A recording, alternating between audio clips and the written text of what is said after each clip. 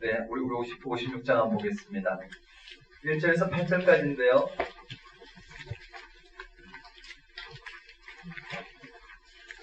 자, 56장부터요. 56장부터 66장까지 이미 바벨론 포로로 돌아왔어요. 이들이 이와 같이 바벨론 포로로 돌아왔는데요. 바벨론 포로로 돌아왔는데 실제로 어떻게 해요? 회복이 되지 않았어요. 바사왕 고레스에 의해서 이 바사왕 고레스가 바사왕이죠. 바사왕 고레스가 이 바벨론을 무너뜨리고 바벨론 무너뜨리고 이 바사가 통치하게 됐어요. 이 통치가 이스라엘 백성들을 고국으로 돌려보내는 거 있어요. 고레스 칙령이 그래서 나왔죠. 에스라 느헤미야가 여기에 해당되는 본문들인데요. 그래서 바사왕의 통치는 바벨론의 통치와는 달랐어요. 바사왕은 그들이 포로로 잡혀있는 포로를 다 돌려보내고 그 나라를 회복시켰어요. 그래서 회복시킨 이유는요, 오히려 바사 페르시아의 정책이 바벨론의 정책보다 월등했다고 볼 수 있어요. 왜냐하면 그들을 노동력 삼아서 속국으로 삼는 것보다 그 땅을 점령한 땅을 황폐하게 만드는 것보다 오히려 이 백성들을 돌려보내서 그 땅을 개간하고 거기에서 번창하게 해서 거기로부터 어떻게 해요? 이 경제적인 이런 세금을 걷는 것이 훨씬 더 바사로서는 합당하다고 생각했어요. 더 많은 나라를 소유할 수 있고 더 많이 부국해지는 이러한 부분 정책에 의해서 고레스가 이스라엘 백성들을 돌려보냈어요. 돌아와서 성전을 재건하고 성벽을 재건하고 에스라 느헤미야를 거치면서 종교개혁이 일어나고 부분적으로 이스라엘 백성들을 이와 같이 새롭게 했지만 여전히 어떻게 해요? 바사의 속국인 거예요. 옛날 다윗과 솔로몬의 영광이 재현되지가 않아요. 그 재현되지 않는 그 현장 가운데 이사야는 다시 예언을 하는 장면이 바로 56장부터 66장까지의 내용이라고 보면 돼요. 그러니까 바벨론에서 돌아와서 에스라 느헤미야와 종교개혁을 끝내고 새롭게 이스라엘 백성들을 재건하고자 했지만 여전히 이스라엘 백성들이 그러한 그들의 기대대로 되지 않는 그 현장 가운데 이사야가 그것을 진단하고 하나님 이사야를 통해서 어떻게 하면 그들이 새로워질 수 있는지에 대한 해답을 제시하고 있는 것이 56장부터 66장까지. 결론은 하나예요. 하나님을 새로운 일에 근원으로 삼는 것. 하나님을 구원의 토대로 삼을 때만 이스라엘 백성은 새로워질 수 있다라는 거죠. 옛날처럼 바벨론에서 벗어나는 것만이 구원이 아니고 바벨론을 벗어나서 있다는 가운데 성전을 재건하는 것만이 구원이 아니라 그런 것이 구원을 가져다 주는 것이 아니라 이스라엘 백성들이 하나님을 구원의 토대로 삼고 새로워지는 것. 이 역사를 향해서 이스라엘 백성들을 향하여 드러내시고자 하는 하나님의 구별된 백성으로서의 삶만이 이스라엘 백성들이 새롭게 되는 유일한 길이라는 것을 예언하는 것이 이사야서의 예언이라고 보는데 그것이 공의와 정의로 구체적으로 표현되어 있죠. 그럼 이 말 이해되시나요? 오늘 우리는 이 땅에 하나님의 뜻이 무엇인가를 우리는 궁극히 여겨요. 하나님의 뜻을 알고 싶은 만큼 어떻게 해요? 내가 이 땅에서 내게 유익한 게 무엇인지 내가 정해놓은 그런 가치와 유익이 어떻게 하나님에 의해서 이루어질 것인지 궁금한 만큼 우리는 하나님의 뜻이 무엇인지를 궁극히 여겨요. 표현이 좀 어색한지 모르지만은요. 우리는 예수 그리스도의 십자가의 죽음과 부활 사건을 통해서 어떻게 하나님의 구원이 이 땅 가운데 임하였고 그것이 얼마나 우리 가운데 기쁨이 되는지 그 세계에 들어가지 못하고 예수가 나의 구주가 된다는 이 교리적 고백으로 여전히 내가 원하는 구원을 이루어내는 것. 그래서 내가 더 하나님 앞에 신앙적 열심을 내는 거예요.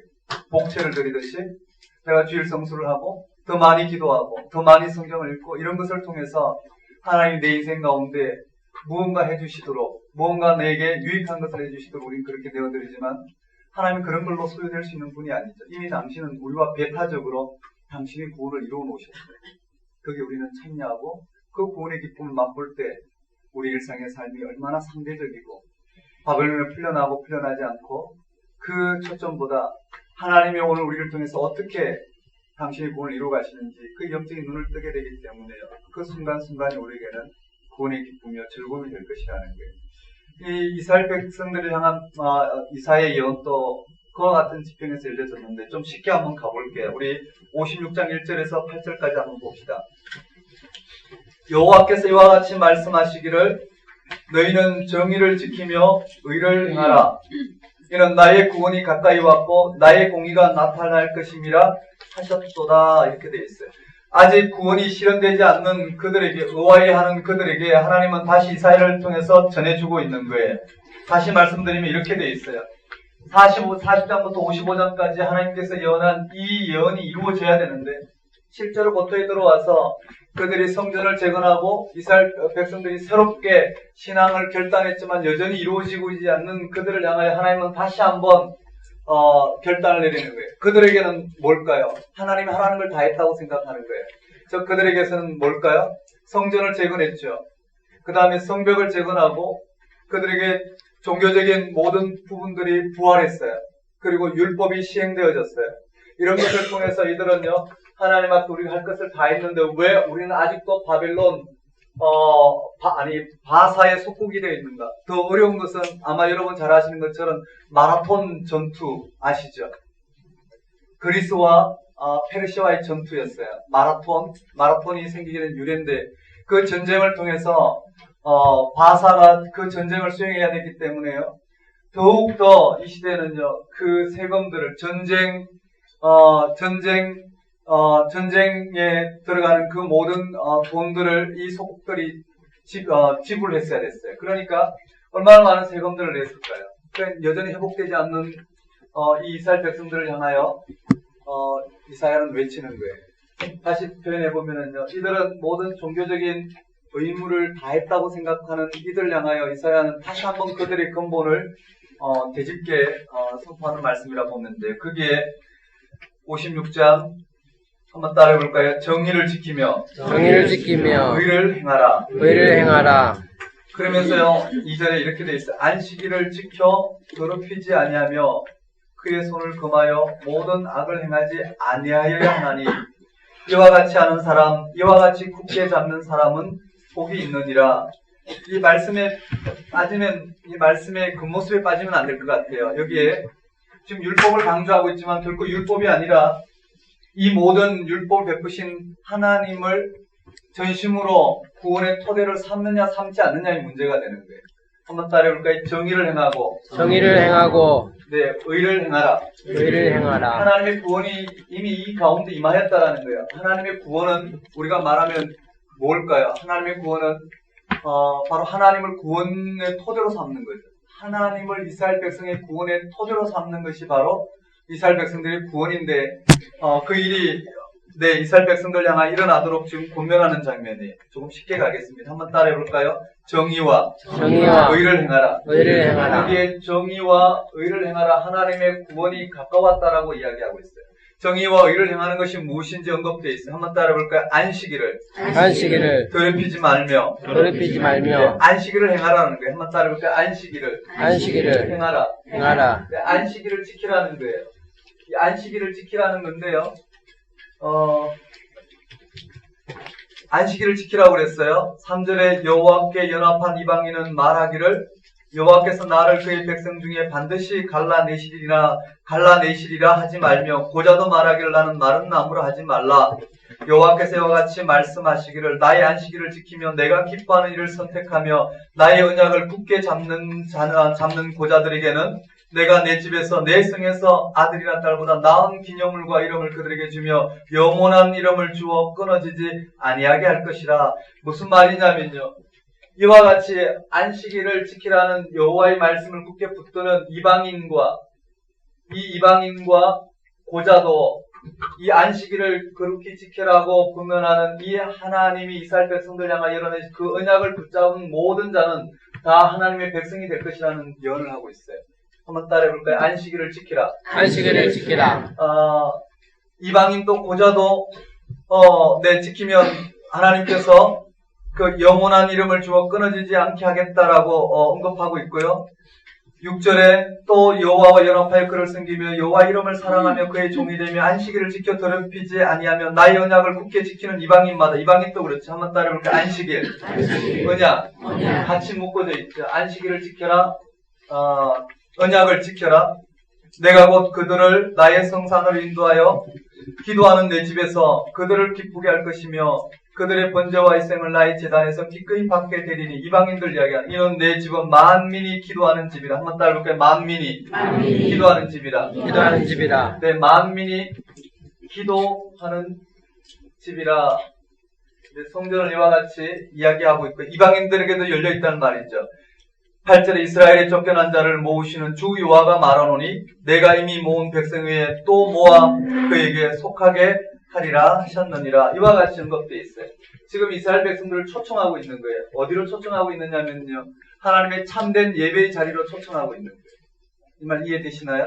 하나님을 참된 예배의 자리, 즉 안식일을 언급했지만은요, 안식일을 언급했지만 이방인 또 고자도 안식일을 지키면 하나님 백성이 될 것이라는 거예요. 그 말은요, 지금 이스라엘 백성들이 하나님의 안식일을 지키지 않는다는 말이겠죠. 그 안식일의 근본 대신 여호와 하나님을 구원의 토대로 삼지 못하고 그 언약의 자리에 나오지 못하는 것을 지금 역설적으로 꾸짖고 있다고 보면 돼. 어느 정도냐면은요, 한번 따라해볼까요? 여기 안식일을 지키라. 안식일을 지키라. 안식일을 지키라. 안식일을 지키라. 이방인도 고자도. 네, 이렇게 됐고요. 그 다음에 56장에서 마지막 66장 끝에 한번 가볼까요? 이렇게 토론과 마지막 결론에 연결되는데 66장 끝에 한번 가보겠습니다.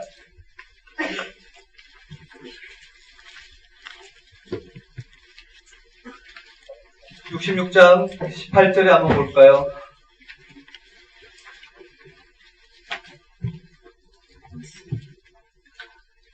(66장 18절이에요) 내가 그들의 행위와 사상을 아노라. 때가 이르면 문나라와 언어가 다른 민족들을 모으리니 그들이 와서 나의 영광을 볼 것이며 내가 그들 가운데서 징조를 세워서 그들 가운데에서 도피한 자를 여러 나라 곧 다시스와 뿔과 활을 당기는 룻과 및 두발과 야완과 또 나의 명성을 듣지 못하고 나의 영광을 보지도 못한 먼 섬들로 보내리니 그들이 나의 영광을 문나라에 전파하리라. 하나님의 영광이 문나라에 전파되는 걸 이야기하고 있어요.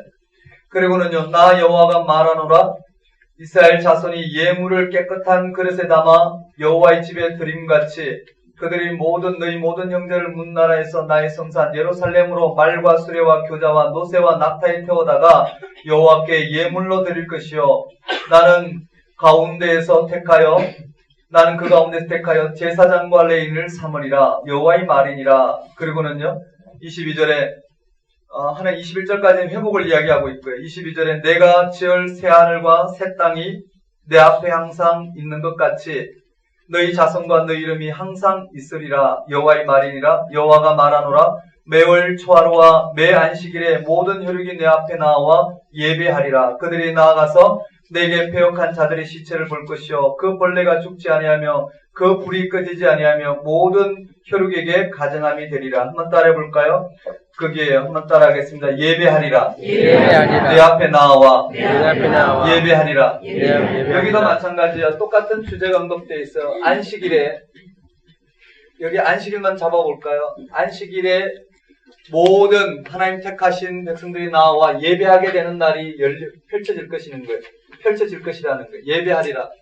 즉 이스라엘 백성들을 여기에 고토에 다시 불러줘서 회복시킨 이유는 정의를 행하며 의를 행하는 이와 같은 삶을 살도록 불러주셨다라는 거예요. 정의와 의를 행하는 삶이란 하나님이 이 백성들을 회복시키든 회복시키지 않든 하나님을 구원의 토대로 삼고 이 역사의 주권자이신 하나님의 구원의 이 계획들을 받아들이고 그리고 여호와 하나님을 구원의 토대로 삼고 하나님이 땅 가운데 드러내시고자 하는 그 일을 이 백성들이 드러내는 일, 그것이 바로 여기에 하나님의 언약의 자리에 나와 이 안식일을 지키는 거라고 그랬어요.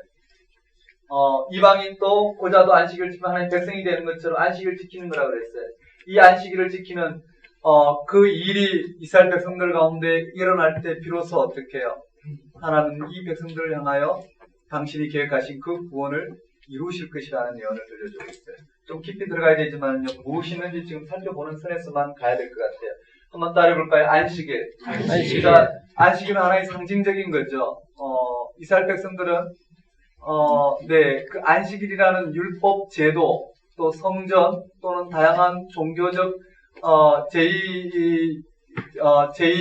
제의가 이루어지면 이스라엘 백성들은 거기에서 하나님 백성이 이스라엘 백성들을 새롭게 구원하실 거라고 생각했어요. 그런데 하나님은 근본적인 관계를 지금 요청하고 있어요. 한번 따라해볼까요? 안식일을 지키라. 네, 여기도 안식일을 지켜라. 이방인과 고자까지도 안식일을 지키면 하나님 백성이 될 것이다. 여기도 마찬가지 안식일을 지키며 예배하게 되는 날이 올 것이다. 네, 예언을 주고 있어요. 이 내용 아래에 어떤 내용이 있느냐면요. 한번 그냥 좀 편안하게 한번 봅시다. 56장으로 돌아가면은요. 실제 이스라엘 백성들은 어떤 상태에 있느냐면은, 실제 이스라엘 백성들은 56장 9절에 있어요. 들의 모든 짐승들아, 숲 가운데의 모든 짐승들아, 와서 먹으라. 이스라엘의 파수꾼들은 맹인이요 다 무지한 벙어리 개들이라. 짖지 못하며 다 꿈꾸는 자들이요 누워있는 자들이요 잠자기를 좋아하는 자들이니 이 개들은 탐욕이 심하여 족한 줄을 알지 못하는 자들이요 그들은 몰박한 목자들이라. 다 제 길로 돌아가며 사람마다 자기 이익만 추구하며 오라 내가 포도주를 가져오리라. 우리가 독주를 잔뜩 마시자. 내일 또 오늘같이 크게 넘치리라 하느니라. 이렇게 돼 있어요. 거기에 한번 따라해볼까요? 이스라엘의 파수꾼들. 첫 번째 보면은요, 하나님께서 이 예배의 자리 안식일을 그렇게 지키라는 이 말씀 아래 실제 이스라엘 백성들은 어떤 상태였느냐면요, 한번 따라해볼까요? 파수꾼. 이스라엘의 파수꾼들이라고 그랬어요. 한번 따라해볼까요? 이스라엘의 파수꾼들은 맹인이요 벙어리 개들이라. 이스라엘을 지칭한 거죠. 이스라엘을 불러주셔서 하나님이 이 역사를 주관하신 구원의 토대이심을 드러내고 하나님이 역사에 이 유일하신 하나님, 그 하나님을 구원의 토대로 삼고 이 백성들이 그 하나님의 빛을 발해야 되는데 그렇지 못한 자기들의 이 역사적 회복만을 꿈꾸고 있는 이 이스라엘 백성들 향하여 하나님 외치는 소리라고 볼 수 있어요. 한번 따라해볼까요? 파수꾼. 벙어리 개들. 벙어리 개들이라고 했어요. 이 파수꾼을 벙어리 개들 또는 몰지각한 목자들이라고 되어 있어요. 이들은요, 벙어리 개들, 짖지 못하는 벙어리 개들이라고 표현하고 있고요. 그 다음에 몰지각한 목자들이라고 이야기했어요. 왜 그러냐면요. 12절에 보면, 11절에 보면, 자기들의 유익만 찾는 거예요. 자기 이익만 추구하는 거예요. 한번 따라볼까요? 자기 이익만 추구하는 이들이에요. 하나님 이스라엘 백성들을 이와 같이 역사의 파수꾼으로 세웠는데, 짖지 못하고 자기들의 이익만 취하는 자들이라는 거예요. 이 말 이해되시나요? 여러분 이것이 조금 들어가면 잘 조명될지 모르겠어요. 두 번째는 57장에 있죠. 한번 따라볼까요? 우상숭배. 그리고 또 이들은 회복하기 위해서 우상을 숭배하는 하나님의 공의를 시행하지 못하고 우상을 숭배하는 13절인가요? 57장 13절에 보면 네가 부르짖을 때에 네가 모든 우상에게 너를 구원하게 하라. 그것들은 다 바람에 날려가겠고 기운에 불려갈 것이로되 나를 의뢰하는 자는 땅을 차지하겠고 나의 거룩한 산을 기업으로 얻으리라. 회복되지 않자 이들은요 다시 어떻게 우상숭배로 우상숭배란 여호와 하나님에 대한 신앙을 버리고 우상을 숨긴 게 아니라 여호와 하나님의 신앙을 왜곡시킨 부분들이 더 크다고 볼 수 있겠죠. 한번 따라해볼까요? 우상숭배. 한번 따라해볼까요? 길을 수축하라. 그리고는요, 길을 수축하라. 이스라엘 백성들이 다시 한번 하나님이 이 백성들 향하여 계시하신 그 길을 수축하라는 권면으로 이어져요. 14절에 나와 있죠. 그 다음에 한번 따라해볼까요? 여기에 세 번째 한번 따라하겠습니다. 거짓 금식. 이들이 여호와 하나님에 대한 신앙을 종교적 형식 가운데 취하고 있는 것을 꾸짖고 있어요. 거짓 금식과 참된 금식이에요. 무엇을 향해서 금식하느냐라는 거예요. 거기에 58장 6절에 내가 기뻐하는 금식은 흉악의 결박을 풀어주며 멍에의 줄을 끌어주며 압제당하는 자를 자유케 하며 모든 멍에를 끊는 것이 아니겠느냐. 또 줄인 자에게 내 양식을 나눠주며 유리하는 빈민을 집에 들이며 헐벗은 자를 보면 입히며 또 내 고력을 피하여 스스로 숨지 않는 것이 아니겠느냐. 돼 있어요. 그 다음에요.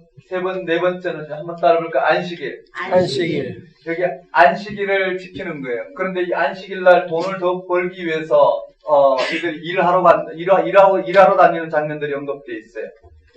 거기에 13절에 보면 58장 13절에 만일 안식일에 네 발을 금하여 내 성일에 오락을 행하지 아니하고 안식일 일컬어 즐거운 날이라 여호와의 성일을 존귀한 날이라 하여 이를 존귀 여기고 내 길로 행하지 아니하며 내 오락을 구하지 아니하며 네가 여호와 안에서 즐거움을 얻을 것이라. 내가 너를 땅에 높은 곳에 올리고 내 조상 야곱의 기업으로 기르리라. 여호와 입의 말이니라. 이들이 실제로 돌아와서 여전히 어떻게 해요? 하나님을 신앙하지 못하고 종교적 형식 가운데 빠져있는 이들을 지금 이야기하고 있어요. 그래서요, 여기에 59장에 뭐라고 고백하고 있느냐면은 59장에 손이 짧아 구원하지 못하심도 아니요 귀가 둔하여 듣지 못하심도 아니라는 거예요. 한번 따라볼까요? 손이 짧아. 여호와께서 손이 짧아서 힘이 부족했어요. 손이 짧아서 구원하심도 아니요 귀가 둔하여 듣지 못하여 구원하심도 아니라는 거예요. 하나님께서 이 역사 가운데 이스라엘 백성들을 두신 이유는 손이 짧아서도 아니고 귀가 둔하여서도 아니라는 거예요. 오직 2절에 보면 그들의 죄악 때문이었다고. 한번 따라볼까요? 죄악. 여전히 하나님께서 바벨론에서 이들을 건져내셨어요. 그러면서 이전 일을 기억하지 말라고 그랬어요. 애굽에서 출애굽하든 애굽에서 이끌어내던 그때 일을 기억하지 말라고 그랬어요. 바벨론에서 건져내더라도 바벨론에서 건짐이 구원이 아니라 하나님을 구원의 토대로 삼을 때만이, 그리고 그 하나님의 구원을, 하나님을, 이 세상에 빛이신 하나님을 온전히 어떻게 해요? 이 세상에 그 빛을 발할 때만이 이스라엘 백성들의 구원이 임할 텐데, 지금 그러지 못하고 있는 이 이스라엘 백성들을 향하여 하나님은 손이 짧아 구원함도 아니고 귀가 둔하여 구원함도 아니요 그들이 죄악이 하나님과 이스라엘 백성들 사이에 하나님과 이스라엘 백성들 사이를 갈라 놓았다라는 거예요. 네, 그렇게 언급되어 있고요. 실제로 좀 어렵게 진행됐나요? 실제로 이스라엘 백성들이요, 여기 40장에서 55장에서 말했던 그 구원이 이루어지는 모습이 바로 60장부터 62장까지네요. 60장부터 62장까지는요, 실제 이스라엘 백성들의 하나님이 부르신 구원의 모습이에요.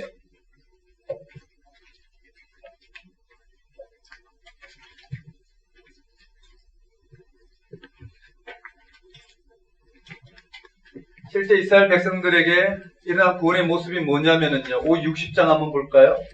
60장 1절 한번 읽어보겠습니다. 60장 1절 읽겠습니다. 시작. 일어나라, 빛을 발하라. 이는 내 빛이 이르렀고 여호와의 영광이 내 위에 임하였느니라.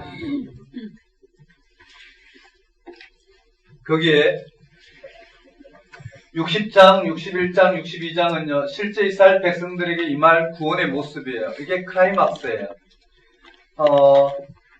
일어나 빛을 발하라. 이는 내 빛이 이르렀고 여호와의 영광이 내 위에 임하였음이니라. 이전에 보라, 어둠이 땅을 덮을 것이며 캄캄함이 만민을 가리려니와 오직 여호와께서 내 위에 임하실 것이며 그의 영광이 내 위에 나타나리니. 3절 읽겠습니다. 시작.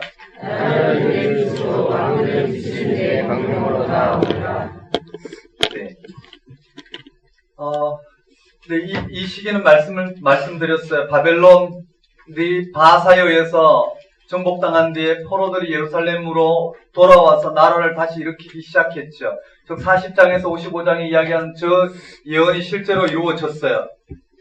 그래서 포로들이 한 번에 돌아온 게 아니라 몇 번에 걸쳐서 포로 귀환했어요. 맞죠? 몇 번에 걸쳐서 에스라 느헤미야만 보더라도 3차례 포로 귀환했어요. 그리고는 그들이 성전을 재건하고 봉헌했어요. 그리고 나라의 제도도 새로 만들고 하나님 말씀을 복원하는 등 지난날 다윗과 솔로몬의 국권을 회복하기 위하여 많은 노력을 기울인 건 사실이에요. 그러나 그들이 생각하는 대로 나라가 회복되지 않아요. 그들이 생각한 대로 속히 나라가 회복되지 않자 그들은 점점 어떻게 해요? 하나님의 말씀을 불신하게 되고요. 점점 이와 같이 하나님의 이 종교의 제도가 형식화되어 가는 거예요. 안식일을 지킨다는 것은 하나님을 그들의 구원의 토대로 삼지 않고요. 맞죠? 안식일을 지킨다는 것은 안식일을 지키지 아니함으로 말미암아 벌을 주는 게 아니라 안식일을 지킨다는, 오늘 우리도 주일을 지킨다는 것은, 주일날 일을 하지 않는다는 것은 내 구원이 어디 있는지를 확실하게 고백하는 사람은 주일날 어떻게 해요? 일을 하지 않게 될 거예요. 일을 하고 안 하고의 문제가 아니라 주일날 내 구원의 양식이 어디 있는지를 확실하게 고백한다면 그는 하나님 앞에 서게 될 것이라는 거예요. 그것처럼 이스라엘 백성들의 실제 이스라엘 백성들을 안식하게 하는 대상이 누구냐면 여호와 하나님이신데, 그들을 구원해신 여호와 하나님이신데 그 하나님을 신앙하는 신앙이 아니란 말이에요. 심지어 하나님은 이방인과 고자까지도 이들은 이미 이스라엘 백성들이 추방당한 이들인데도 불구하고 하나님 여호와 하나님을 그들의 안식의 토대로 삼고 하나님 앞에 나와 그 언약을 충실히 시행하는 이들은 모두가 하나님의 백성 된다라는 말은 역설적으로 하나님 백성이라도 여호와 하나님을 여호와 하나님이 안식의 권능으로 이들의 신앙의 자리가 되지 않고는 하나님 백성이 될 수 없다라는 걸 지금 선언하게 되는 거예요. 여기도 마찬가지 마지막에 이 안식일날 이와 같은 절기에 하나님 앞에 나와서 온전히 예배하는, 하나님을 구원의 토대로 삼고 이 역사 가운데 하나님 빛을 발하는 이스라엘 백성들을 하나님께서는 불러주고 계신 장면이죠. 근데 실제로 이스라엘 백성들이 살아가는 그런 자리가 아니에요. 여기 보면 파수꾼으로 불러주셨는데도 벙어리 개들처럼 몰지각한 목자들처럼 자기 이익만 취하는, 하나님이 그 백성들 통해서 열어내시고자 하는, 지금 하나님이 이걸 회복시키고 회복시키지 않고가 아니라 그들을 불러주신 그 하나님을 역사의 구원주라 고백하며 그 하나님이 그 백성들을 통해 드러내시고자 하는 그 일에 초점 맞추고 그 일을 향하여 이 백성들이 구별되어질 때 하나님은 그들을 통해 열방에 빛을 비추실 텐데 그 일을 감당하지 못하는 거예요. 감당하지 못한 내용들을 이와 같이 언급해 놓고 있고요. 실제로 이스라엘 백성들을 불러주셔서 하나님이 하시고자 하는 일은 60장부터 62장까지 내용이라는, 그게 첫 번째가 바로 빛을 발하라는 내용이에요. 그러니까 실제 이스라엘 상황은요, 바벨론 식민지보다 나아지는 게 하나도 없었어요. 우리가 연세를 또 배우게 되면 학개와 스가랴 같은 예언자들이 예루살렘 성전을 재건하기만 하면 이스라엘이 크게 번성할 것이라 예언했는데 예언은 성취되지 않았어요. 이런 상태에서 이스라엘 백성들이 얼마나 낙심했는지는 불을 본 듯 뻔해요. 아마 그들은 세상에서 자신들이 가장 불행하다고 생각했을 거예요. 하나님이 더 이상 그들의 구원의 토대가 되지 못한다는 생각에 그들은 종교적인 이 실체가 형식으로 전락하게 되고 그 전락한 부분들을 지금 이와 같이 꾸짖고 있는 장면이에요. 그들이 실제로 고토로 돌아와서 하나님이 그들을 통해서 하시고자 하는 일이 무엇이었느냐면은 60장 첫머리에 나오는 내용이에요. 일어나 빛을 발하라, 네 빛이 이르렀고 여호와 영광이 네 위에 임하였느니라. 간단하게 요약해서 말씀드리면요, 이스라엘 백성들이 주변 나라 중에 우뚝 서고 지금 빛나게 되리라는 것을 선포하는 것인데요, 민족들이 이스라엘의 이 빛을 보고 모여들어 하나님께로 돌아오는 이런 장면들이 3절에 나라들은 내 빛으로 왕들은 비치는 네 광명으로 나오리라 돌아오겠다라는 이 예언을 하고 있어요. 핵심이 무엇이냐면요, 여호와의 영광이 이스라엘을 비춘다는 것과 이스라엘이 그 빛을 반사해야 되는 것, 이것이 이스라엘의 책임이라는 거예요. 이스라엘을 불러주신 이유는 여호와의 영광이 지금 이스라엘을 비추고 있고 이스라엘 향하여 이 역사를 어떻게 하시겠다라는 하나님의 이 역사를 향하신 그 영광이 비추고 있고 이스라엘 백성들은 그 영광의 빛을 받아서 반사시키는 그것이 이스라엘 백성의 하나님 부르신 목적이라는 거예요. 이해되시나요? 그들이 다윗과 솔로몬 같이 회복되고 안 내고는 하나님이 하실 일이고, 그들이 당장 고토로 돌아와서 지금 해야 될 일은 하나님의 영광이 지금 이스라엘 백성들을 향하여 이 역사 가운데 계시되었고 그 영광을 비춰내는 것, 그것이 바로 이스라엘 백성들이 해야 될 일이라는 거예요. 그런데요, 이스라엘 백성들은 그걸 지금 놓치고 낙담하고 있어요. 여러분 한번 보십시다. 수많은 사도들이나 그리스도인들이 어떻게 그와 같은 순교의 사명을 순교의 사명을 감당할 수 있었을까? 수많은 그리스도인들이 이 땅에 어떠한 하나님의 일을 감당하기 위해서 닥치는 고난과 혼란에도 불구하고 어떻게 그들은 그들의 길을 걸어갈 수 있었을까? 그들에게 있어서는 고난과 혼란을 극복하고 그들이 원하는 이익을 취하는 것이 하나님의 구원이 아니라 이미 임한 구원의 그 빛을 받아서 이 땅 가운데 온전히 비추는 것, 그것이 그들이 이 땅 가운데 살아가는 이유였고 전부였다라고 볼 수 있어요. 맞죠? 오늘 우리 그리스도인들에게도 이 땅에 임한 하나님의 구원이 확실한 만큼 정말 무익한 종이라 고백하는 내게 임한 지금 이 일이 바로 내가 구원을 경험하는 결정적인 일이라는 것을 깨닫기만 한다면 내가 이 일을 통해서 하나님이 나를 통해 어떤 보상을 주겠다는 기대는 하지 않을 거란 말이에요. 이 일이 나에게는 그만큼 결정적이기 때문에요. 이 일을 통해서 하나님의 구원을 이루는 빛이 비친 그 빛을 반사하는 역할을 충실히 감당하게 될 것이라는 거예요. 그런데 이스라엘은 지금 그걸 놓친 채 낙담하고 있어요. 그 빛이 눈에 들어오지 않으니, 하나님이 나를 통해서 이 역사를 열어내시고자 하는 하나님의 빛이 눈에 들어오지 않으니 놓칠 수밖에 없었을 거예요. 놓치고 내가 생각하는 구원을 이루는 거기에 천착할 수밖에 없었겠죠. 예루살렘 성전을 재건하기만 하면 갑자기 잘 살게 될 것이라고 기대했다가 그게 안 되니 그들은 여호와의 영광이 자신들을 여전히 비추고 있다는 사실을 외면하게 된 거예요. 여호와의 영광을 다른 데서 찾게 되는 거예요. 회복하는 것, 거기에만 여호와의 영광을 찾다 보니까 이미 자신에게 임한 그 여호와의 영광의 빛을 잃어버리게 되는 거예요. 이런 방식으로 한다면 그들은 잘 살게 된다 하더라도 여호와의 영광을 드러내지 못할 것이에요. 왜냐하면 여호와의 영광은 그들이 다윗과 솔로몬과 같이 부와 영광을 누리는 나라가 되는가 아닌가와 상관없이 언제나 그들 가운데 지금 임하여 하나님의 영광의 빛을 비추게 하심으로 말미암아 그들이 무익한 종과 같이 지금 그들에게 임한 이 역사를 향한 그 하나님의 생명의 풍성함을 맛보게 하는 것으로 하나님의 구원을 맛보게 하는 이 놀라운 은혜를 그들은 놓치고 말기 때문에 그들은 그러한 솔로몬과 다윗의 영광을 꿈꾸지만 하나님은 그것이 결정적인 구원의 길이 아닌 역사에서 그들이 생각하는 부분으로 이루어질 수도 있고 이루어지지 않을 수도 있는데 반드시 이루어지는 것은 그들에게 지금 임한 이 땅을 새롭게 하시고자 하는 하나님의 영광이라는 거예요. 그것을 비추는 것이 그들의 구원의 경험인데도 불구하고 그들은 우상 숭배하는 이 땅의 열방과 같이 다윗과 솔로몬의 부와 영광을 회복하는 것, 그것이 바로 하나님의 영광이라 생각했기 때문에 그들이 실패하고 있잖아요. 더 깊이 나누고 싶지만은요, 그냥 어떤 문맥인지만 좀 보도록 간단하게 짚어봤어요. 한번 따라해 볼까요? 그게 일어나라, 빛을 발하라. 여기에 일어나라, 빛을 발하라. 지금 이미 구원이 임하였다라는 거예요. 구원이 뭘까요? 오늘 우리의 구원은 창조 때 오늘 우리에게 주어진 그 생명을 회복하는 게 구원이잖아요. 맞나요? 오늘 우리에게 구원은 하나님 없이 살아가는 삶이 그저 확대되어지고 하나님 없이 살아가던 오늘 그 삶의 자리가 확대되어지거나 좀 더 풍성하게 되는 게 구원이 아닐 거예요. 오늘 우리의 구원은 하나님과의 본질적 관계가 새롭게 이루어지는 것이 구원입니다. 이스라엘 백성에도 마찬가지였다라는 거예요. 일어나 빛을 발하라. 여호와의 영광이 내 위에 임하였느니라. 한번 따라해볼까요? 여호와의 영광이 내 위에 임하였다라는 거예요.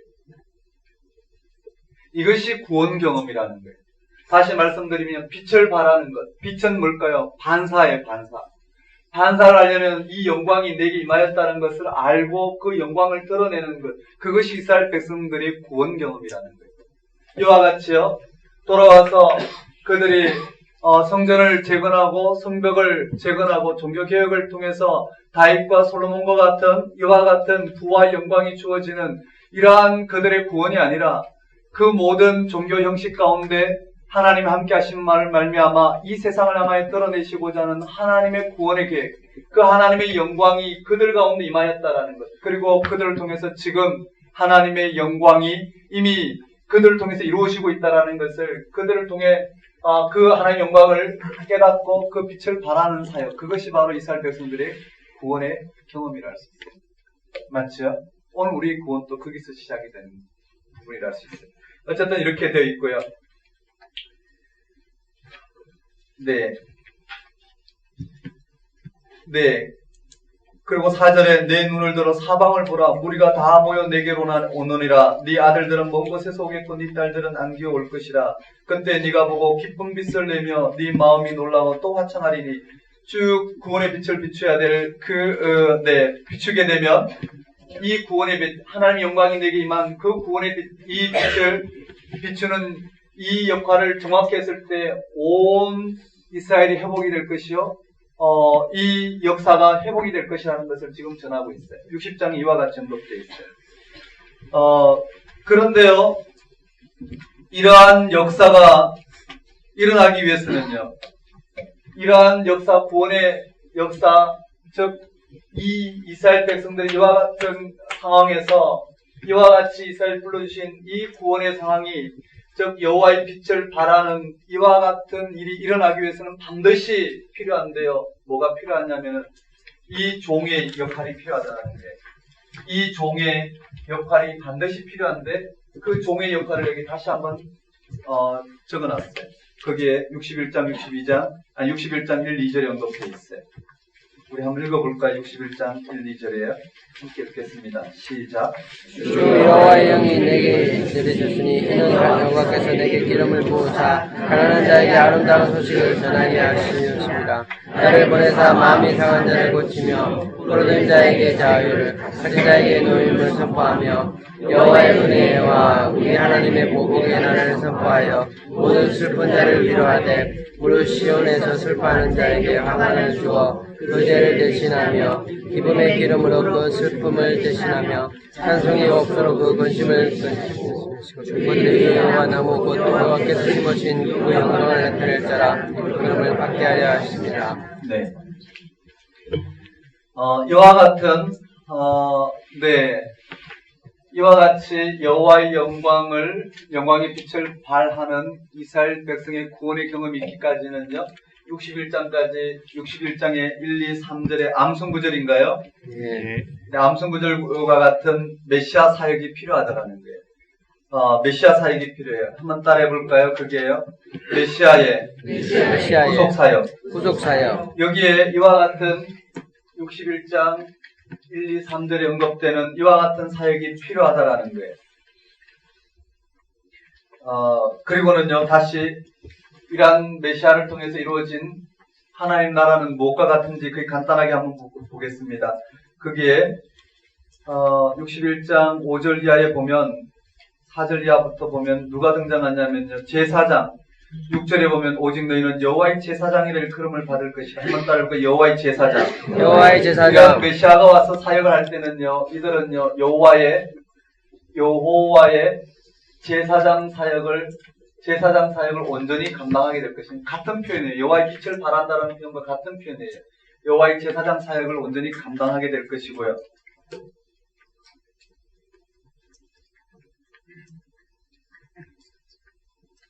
그 다음에요. 62장에 가보면 이러한 여호와의 메시아의 사역이 온전히 이루어지면 여기에 어떤 일들이 벌어지냐면은요. 62장 1절에 보면 나는 시온의 의가 빛같이 예루살렘의 구원이 횃불같이 나타나도록 시온을 위하여 잠잠하지 아니하며 예루살렘에 위하여 쉬지 아니할 것인즉 이방 나라들이 내 공의를 뭇 왕이 다 내 영광을 볼 것이요 너는 여호와 입으로 정하실 새 이름이라 일컬음이 될 것이라. 이러한 메시아의 사역에 의해서 새 이름을 얻게 된다. 한번 따를까요? 새 이름. 그리고 그 새 이름이 뭐냐면은요. 3절에 너는 또 여호와의 손이 아름다움과 내 하나님의 손이 왕관이 될 것이라. 다시는 너를 버림받은 자라 부르지 아니하며 다시는 내 땅을 황무지라 부르지 아니하고 오직 너를 헵시바. 한번 따라볼게요. 헵시바. 헵시바. 여기 헵시바라고 그랬어요. 헵시바의 뜻이 뭘까요? 나의 기쁨이 그에게 있다. 맞나요? 네. 헵시바라면 내 땅을 뷸라, 결혼한 여자 뷸라라 하리니. 한번 따라볼게요. 뷸라. 뷸라. 이와 같이 하나님의 구원의 경험을 하는 나라가 될 것이라는 거예요. 뷸라라 하리라. 네, 언급되어 있고요. 62장 그렇게 언급되어 있어요. 그리고 62장 6절에 보면 예루살렘이여 내가 너의 성벽 위에 파수꾼을 세우고 그들로 하여금 주야로 계속 잠잠하지 않게 하였느니라. 너희 여호와로 기억하시게 하는 자들아 너희는 쉬지 말며 또 여호와께서 예루살렘을 세워 세상에서 찬송을 받게 하시기까지 그를 쉬지 못하시게 하라. 네, 그게 쉬지 못하시게 하라. 여호와께서 이 일을 속히 하셔야 될 것이 여호와시기 때문에 쉬지 못하게 하래요. 8절에 여호와께서 그의 오른손 그의 능력의 팔로 맹세하시되 내가 다시는 내 곡식을 내 원수들에게 양식으로 주지 아니하겠고 내가 수고하여 얻은 포도주를 이방인이 마시지 못하게 할 것인즉 오직 추수한 자가 그것을 먹고 나 여호와를 찬송할 것이요 거둔 자가 그것을 나의 성소들에서 마시리라 하셨느니라. 이런 구원의 경험을 언급해주고 있어요. 거기에 중요한 경험이 11절 12절인데요. 11절 한번 읽어보겠습니다. 11절요. 62장 11절에 시작. 여호와께서 끝까지 선포하시되 너희는 날 시온에게 이르라. 보라 내 구원이 이르느니라. 보라 상급이 그에게 있고 공이 그에게 있느니라. 네, 거기까지만. 재밌는 표현인데 그렇게 되어 있어요. 보라 내 구원이 이르렀느니라. 우리말엔 잘 안 드러나지만 내 구원이 이르렀대요. 즉 다시 말씀드리면 이 구원을 주도할 하나님이 지금 오고 계시다라는 거예요. 보라 상급이 그에게 있고 보응이 그 앞에 있느니라 하셨느니라. 상급이 그에게 있고 보응이 그 앞에 있느니라. 하나님의 구원이 지금 이스라엘 백성들을 막 주도하고 있는 장면이에요. 12절에 사람들이 너를 일컬어 거룩한 백성이라 여호와께서 구속하신 자라 하겠고 또 너를 일컬어 찾은바된 자여 버림받지 아니한 성읍이라 하리라. 이렇게 다시 말씀드리면 이렇게 돼요. 일어나 빛을 발하라. 여호와의 영광이 네 위에 임하였느니라. 이 영광의 빛을 발하는 것이 이스라엘 백성의 구원인데 그러한 일을 주도하시는 이가 바로 이와 같이 61장 1절에서 3절에 나오는 이 메시아 사역이에요. 저 앞에 종의 노래에 언급된 저 메시아가 이와 같이 사역할 때 비로소 이스라엘 백성들에게 온전한 구원이 임할 것이라는 거예요. 즉 이와 같은 메시아 사역을 통해서 빛을 발하는 이 여호와의 제사장적 사역을 이스라엘 백성들이 온전히 감당하게 될 것이고 그때 이스라엘 백성들은 새 이름 헵시바 뷸라라 일컬음을 받을 것이라는 거예요. 거기에 결론이 무엇이냐면요. 이 메시아가 온전히 사역할 때 구원이 그들에게 임한다라는 거. 한번 따라볼까요? 내 구원이 이르렀느니라. 상급이 그에게 있고. 그 표현을 잘 보셔요. 저를 한번 보실까요? 하나님을 지금 외교관처럼 묘사하고 있어요.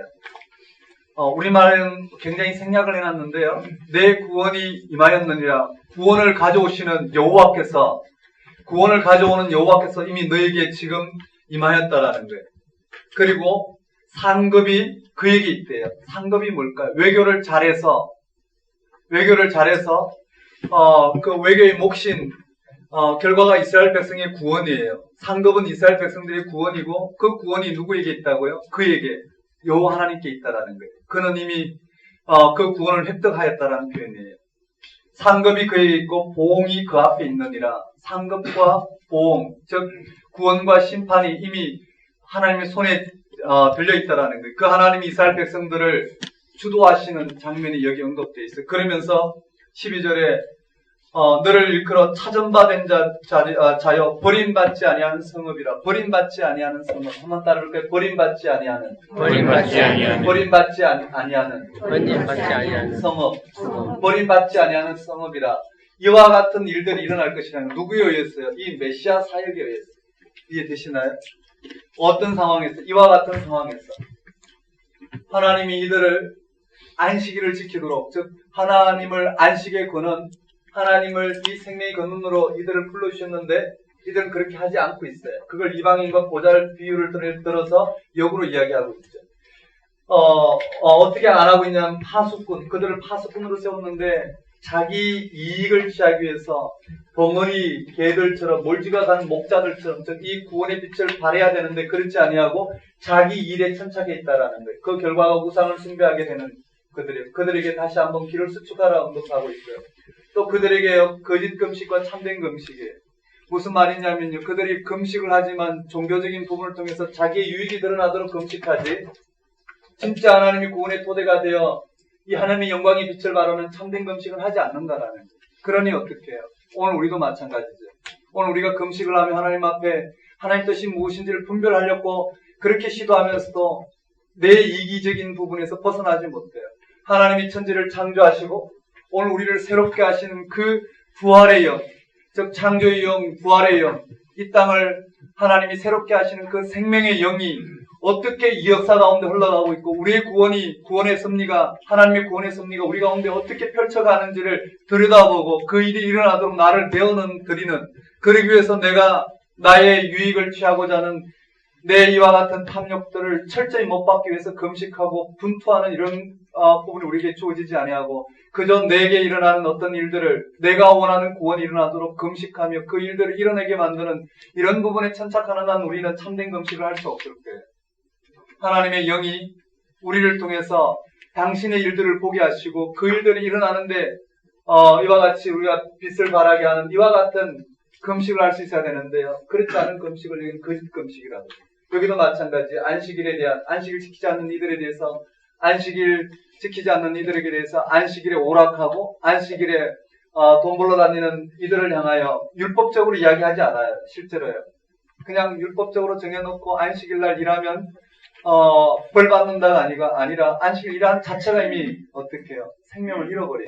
구원의 토대를 그가 보는 거기에 두고 있기 때문에 이미 그런 구원을 이룰 수 없는 부분이죠. 맞나요?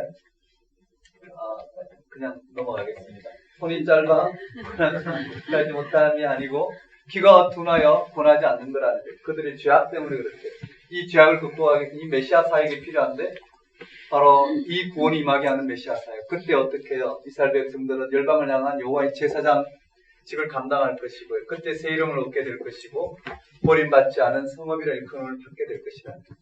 되셨나요? 여기에 뭐가 언급되어 있느냐면 63장 1절에 보면은요. 에돔에서 오는 이 누구며 붉은 옷을 입고 보스라에서 오는 이가 누구냐? 그의 화려한 의복 큰 능력으로 걷는 이가 누구냐?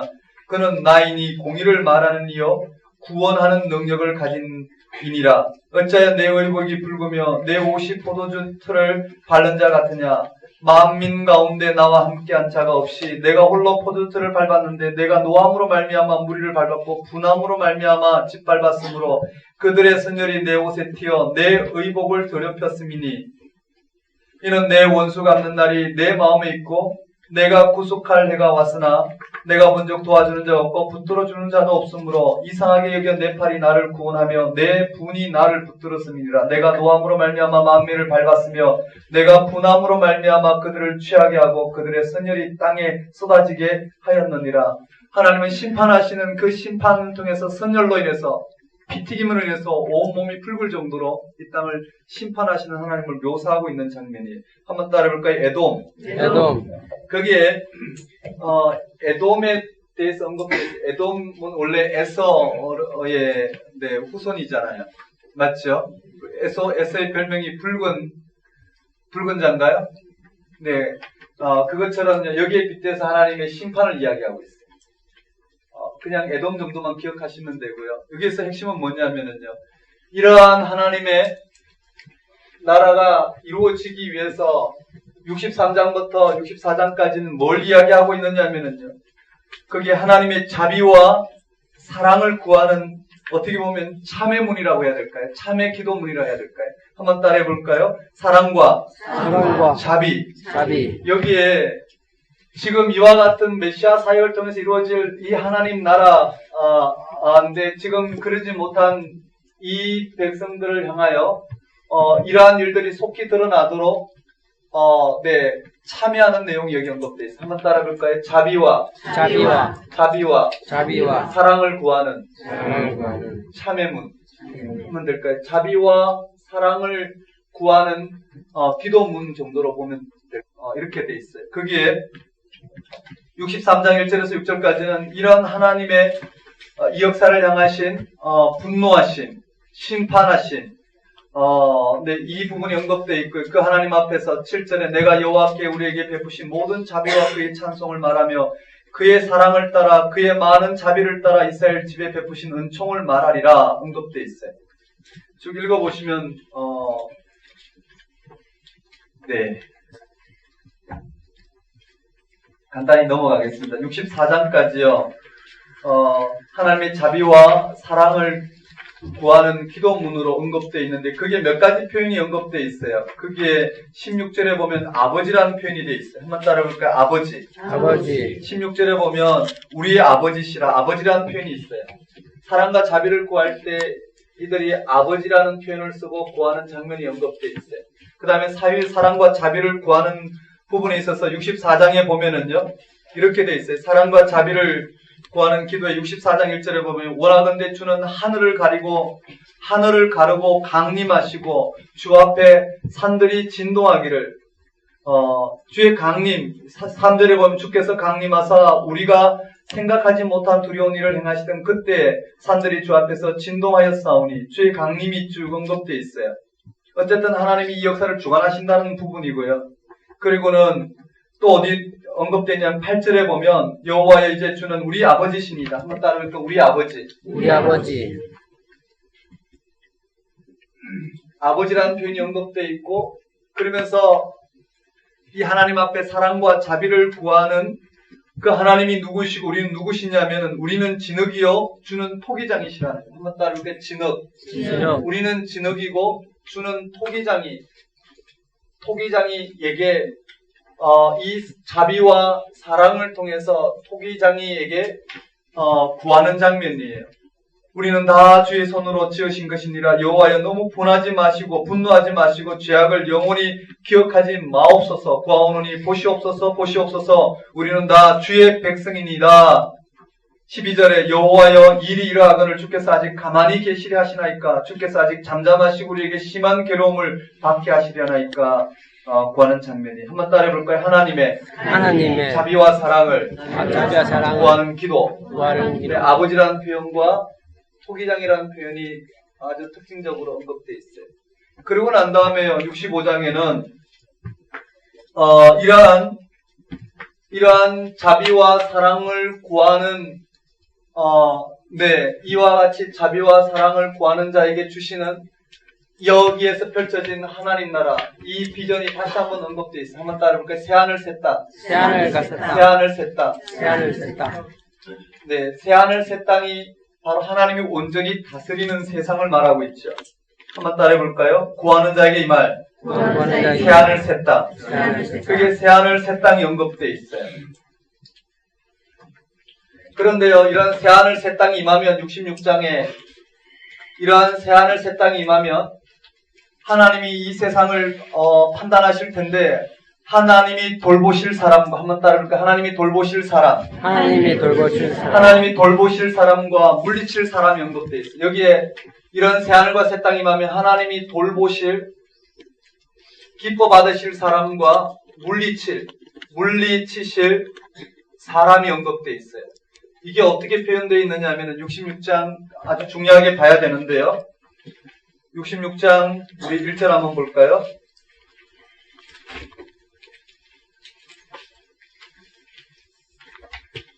여호와께서 이같이 말씀하시되 하늘은 나의 보좌여 땅은 나의 발판이니 너희가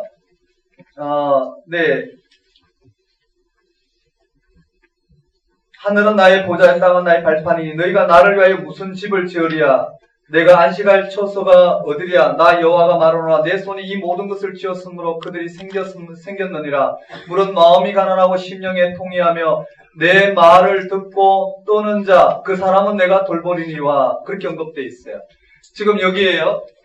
새하늘과 새 땅이 많은 이와 같은 하나님 나라 이와 같은 하나님의 나라가 선포되었을 때 그것을 듣고 떠는 자 이런 하나님의 나라에 경유하는 자 그를 하나님께서는 돌보시겠다고 그랬어요.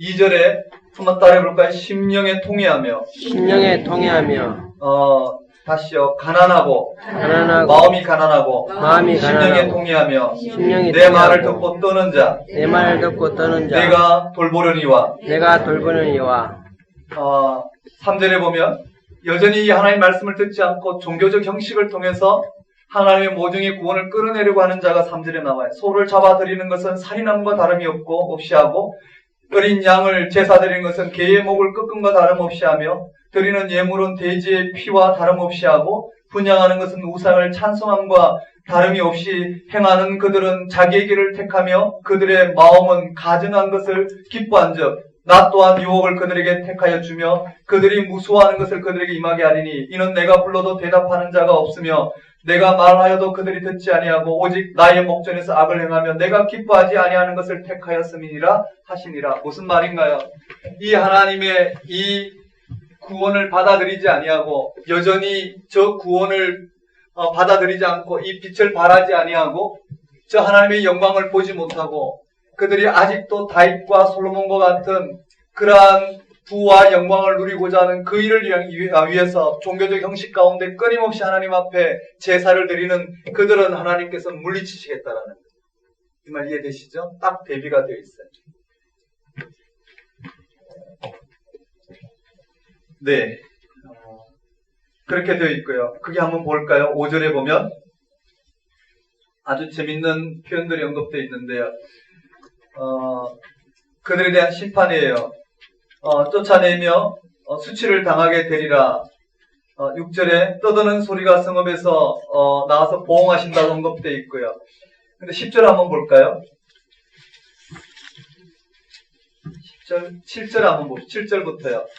자, 시온은 진통을 하기 전에 해산하며 고통을 당하기 전에 나말을 낳았으니 이러한 일을 들은 자가 누구며 이러한 일을 본 자가 누구냐? 나라가 어찌 하루에 생기겠으며 민족이 어찌 한순간에 태어나겠느냐? 그러나 시온은 진통하는 즉시 그 아들을 순산하였도다. 여호와께서 이르시되 내가 아이를 갖도록 하였은즉 해산하게 하지 아니하겠느냐? 네 하나님이 이르시되 나는 해산하게 하는 이인즉 어찌 태를 닫겠느냐 하시니라. 뭘까요? 한번 따라볼까요? 해산. 지금 이들에게 아들은 구원이 이미 이들 가운데 임하였고 그 구원이 실제로 역사 가운데 나타나게 하지 않겠느냐는 표현이겠죠. 아들을 갖게 하셨으니 해산하지 않겠느냐. 이해되시나요? 여기에 이어서요, 해산이라는 표현을 통해서 하나님은 반드시 당신이 땅 가운데 그 구원의 실질적인 역사의 구원을 드러내시겠다는 표현이고요. 그 다음에 10장 10절에 보면 예루살렘을 사랑하는 자들이여 다 그 성읍과 함께 기뻐하라. 다 그 성읍과 함께 즐거워하라. 그 성을 위하여 슬퍼하는 자들이여 다 그 성의 기쁨으로 말미암아 그 성과 함께 기뻐하라. 기뻐하라는 거예요. 어떻게 기뻐하라고 했느냐면 11절에 너희가 젖을 빠는 것 같이 그 위로하는 품에서 만족하겠고 젖을 넉넉히 빤 것 같이 그 영광의 풍성으로 말미암아 즐거워하리라. 그럼 이 표현 이해되시나요? 기뻐하라는 거예요. 지금 하나님의 영광이 너에게 임한 것, 그 임한 영광을 통해서 기뻐하라는 거예요. 하나님이 이스라엘 백성들의 구원의 토대가 되어주시는 것, 그것으로 기뻐하라는 거예요. 그것이 이스라엘 백성들의 회복의 원천이 될 것이라는 거예요. 그러므로요, 거기에 기뻐하라는 표현이 언급되어 있어요. 젖을 빠는 것 같이, 위로하는 품에서 만족하겠고, 젖을 넉넉히 빤 것 같이 그 영광의 풍성으로 말미암아 즐거워하리라. 여호와께서 이와 같이 말씀하시되, 보라, 내가 그에게 평강을 강같이 그에게 문나라의 영광을 넘치는 시내같이 주리니, 너희가 그 성읍의 젖을 빨 것이며 너희가 옆에 안기며 그 무릎에서 놓을 것이니라. 어머니가 자식을 위로한 같이 내가 너희를 위로할 것인즉 너희가 예루살렘에서 위로를 받으리라. 너희가 이를 보고 마음이 기뻐서 너희 뼈가 연한 불의 무순함 같으니라. 여호와의 손은 그의 종들에게 나타나겠고 그의 진노는 그의 원수에게 더하리라. 보라, 여호와께서 불에 둘러싸여 강림하시리니 그의 수레는 회오리 바람 같으리로다. 그가 혁적한 위세로 노여움을 나타내시며 맹렬한 화염으로 책망하실 것이라. 여호와께서 불과 칼로 모든 혈육에게 심판을 베푸신즉 여호와께 죽임을 당할 자가 많으리니 스스로 거룩하게 구별하며 스스로 정결하게 하며 동산에 들어가서 그 가운데 있는 자를 따라 돼지고기와 가정한 물건과 쥐를 먹는 자가 다 함께 망하리라. 여호와의 말씀이니라. 구원과 심판을 언급하고 있는 장면이. 한번 거기 한번 보실까요? 한번 따라하겠습니다. 돌볼 사람, 물리칠 사람. 지금 하나님의 구원이 이 땅 가운데 임하였다라는 것을 받아들이고 그 영광을 발하는 사람은 바로 돌볼 사람이고, 그렇지 않고 아직도 그 영광을 받아들이지 못하고 자기의 유익을 쫓아서 그 일이 일어나도록, 자기의 유익이 일어나도록 하나님 앞에 제사를 드리며 짐승을 잡아드리는 그 사람들은 하나님께서 물리치실 것이라는 거예요. 이해되시나요? 그리고는요, 이미 이 백성들 가운데 하나님의 구원이 임하였다라는 거예요. 곧 해산하게 될 것이라는 거예요. 이것을 바라보는 자는 어떻게 해요? 이것을 바라보는 자에게는 그게 젖을 빠는 것 같이 그 위로하는 품에서 만족하게 될 것이라는 거예요. 젖을 넉넉히 빤 것 같이 그 영광의 풍성함으로 말미암아 즐거워하게 될 것이라는 예언을 주고 있어요. 무슨 말인지 이해되시죠? 어렵다고 생각하지 마시고요. 그냥 한번 천천히 보면 조금은 열리게 되고요. 다 잡지 못하더라도 핵심적인 말씀을 잡고 깊이 묵상을 하면 나머지 부분도 잡아가지 않을까 생각합니다. 여러분 간단하게 형식은 간단해요. 한번 따라해 봅시다. 여기에서 40장부터 55장까지는 한 문학적 단위로 되어 있다고 그랬죠. 한번 따라해 볼까요? 너희는 위로하라. 위로하라가 뭔지를 40장부터 긴 본문을 우리는 읽었어요. 여기에 하나 더 다루면 창조주 하나님을 이야기하고 있고, 마지막에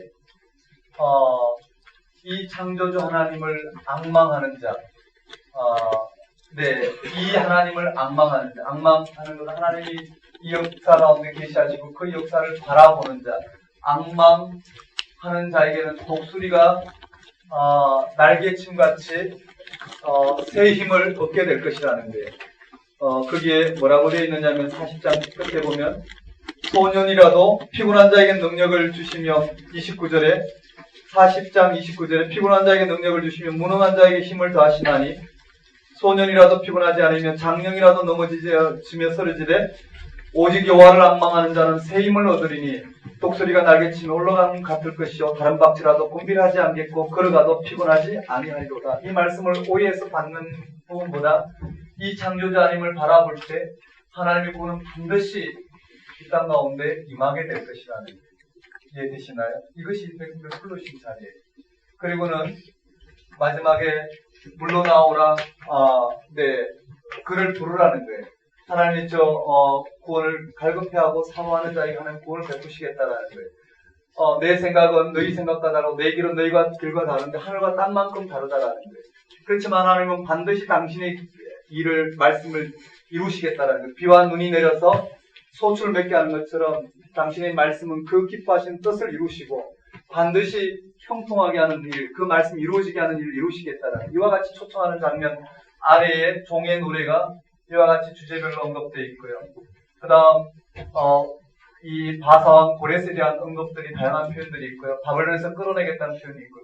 무엇보다도 이 전체에 오직 구원주는 여호와 하나님 한 분이시라는 거예요. 그 하나님은 처음이요 나중이라는 표현을 통해서 그리고 우리가 잘 아는 유명한 구절 43장 16절 이하에 보면 하나님께서 새 일을 행하실 텐데 그 새 일이란 애굽에서 끌어낼 때와 같이 지금 바벨론에서 끌어내겠지만 똑같은 이런 구원이 아닌 새 일인 하나님이 바로 이스라엘 백성들의 구원의 토대가 되는 그 일을 궁극적인 그 일을 이루어내시겠다는 약속을 들려주면서 마무리되고 있어요. 그 다음에 나머지는 그 일이 일어났는데도 실제로 이와 같이 돌아왔는데도 여전히 이스라엘 백성들은 구원을 맛보지 못하고 있어요. 그렇지만 하나님은 이미 그들에게 구원이 임하였다고 이야기해요. 이미 그들에게는 하나님의 영광이 임하였고 그 빛을 발하는 것, 그것이 이스라엘 백성들의 구원이라는 거예요. 이해되시죠? 그렇지만 지금 그렇게 살고 있지 못해요. 이들은 여전히 종교적 형식 가운데 빠져 있고요. 회복되는 데만 초점 맞춰져 있지. 이스라엘 백성들 향하여 그 회복의 주체이신 여호와 하나님이 이미 그들에게 임하셔서 구원의 토대가 되어주시고 그러한 하나님의 영광이 이스라엘 백성들로 하여 빛을 발하게 하심으로 이스라엘 백성들의 회복뿐만 아니라 이 온 인류의 회복을 이스라엘 백성들을 통해서 하시고자 하는 하나님의 계획을 받아들이지 못하고 자신들의 이 구원을 향하여 하나님 앞에 종교적 형식을 취하고 있는 이들을 향하여 외치는 거예요. 정의와 의를 행하라. 하나님 구원이 너희에게 곧 임할 것이다. 안식일을 지키라는 거예요. 이방인과 고자도 안식일을 지키면 하나님 백성이 되는 것처럼, 하나님의 언약 가운데 나오면 하나님 백성이 되는 것처럼, 이와 같이 이스라엘 백성들도 안식일을 지키라는 거예요. 그러지 못한 이들이 이 파수꾼 벙어리 개들, 몰지각한 목자들처럼 자기 이익을 취하는 이들을 꾸짖고 있고요. 그들은 결국 우상 숭배의 자리에 있고, 그러한 길을 수축하지 않으면 구원을 받을 수 없다는 말씀과, 실제로 그들이 행하고 있는 종교적 형식인 거짓 금식과 참된 금식을 통해서 이들이 서 있는 자리를 다시 한번 설명하고 있어요. 안식일을 준수하라. 손이 짧아 귀가 둔하여 구원하지 못함이 아니라 그들의 죄악 때문에 그렇다라는 거예요. 하나님을 구원의 토대로 삼지 못한 이들, 여전히 자신의 이익을 쫓아서 종교적 형식을 다하고 있는 이들을 향하여 하나님이 다시 한번 60장부터 62장까지 회복시키고자 하는 하나님 나라가 무엇과 같은지를 언급하고 있어요. 이와 같이 일어나 빛을 발하라. 여호와의 영광이 이미 네 위에 임하였느니라. 이 영광이 임한 것을 바라보고 그 빛을 발하는 것이 이스라엘 백성들의 회복이요 구원이라는 거예요. 그때는요, 여호와의 제사장직으로서 열방을 향하여 그 사명을 감당할 것이고요. 그때는 새 이름이라 불림을 받을 것이고, 헵시바 뿔라와 같이 불림을 받을 것이라는 거예요. 그리고 버림받지 아니하는 성읍이라 하나님의 구원이 온전히 임한 나라가 선포되면서 그 일이 가능하기 위해서는 이와 같이 메시아 사역이 필요하다는 것을 들려줌으로 하나님의 구원이 어디서 일어날지를 우리에게 선포하고 있어요. 그리고 이 일이 일어나도록 하나님의 심판자이신 하나님이 에돔을 비유로, 에돔에 대한 비유적인 부분으로 하나님 얼마나 철저히 세상을 심판하시는 데 대해서 언급하시면서 그 하나님 앞에 자비와 사랑을 구하는 기도문이 언급되어 있어요. 아버지라 외치고요. 그 다음에 진흙을 빚으신 토기장인과 같은 그분에게 우리를 맡기고 구원을 지금 요청하는 장면입니다. 그때 하나님은 이 땅에 당신의 구원을 베푸실 새하늘과 새 땅을 이 땅 가운데 허락하실 것이라는 거예요. 이러한 하나님 나라가 임하였을 때 돌볼 사람, 물칠 사람, 그리고 실제로 이러한 하나님 나라가 임하였다는 것을 받아들이는 그들에게는 반드시 어떻게 해요? 해산하는 기쁨을 맛보게 될 것이고, 그때는 젖을 빠는 아이들이 그 젖으로 말미암아 위로를 받는 것처럼, 맞죠? 그 다음에 젖을 넉넉히 받는 것처럼 하나님의 이 새로운 생명에 휩싸인 그 기쁨을 맛보게 될 것이라는 예언을 이렇게 하고 있어요. 되셨나요? 어떤 분위기인지만 좀 전해봤습니다. 이사야서 이걸로 끝내고요. 가서 꼭 읽으면서 부분적으로, 다 읽는다 해서 내용을 다 잡기 힘드니까 부분적으로 정확하게 읽어서 그 문맥을 잡아놓고 조금씩 추가해서 읽어가는 이 부분으로 하시면 될 것 같아요. 1장부터 39장, 40장부터 66장까지 펼쳐놓고 한번 깊이 한번 들어가 보면 좋겠다 싶습니다. 네, 그러면 우리 10분 쉬었다가 예레미야서 들어가도록 하겠습니다.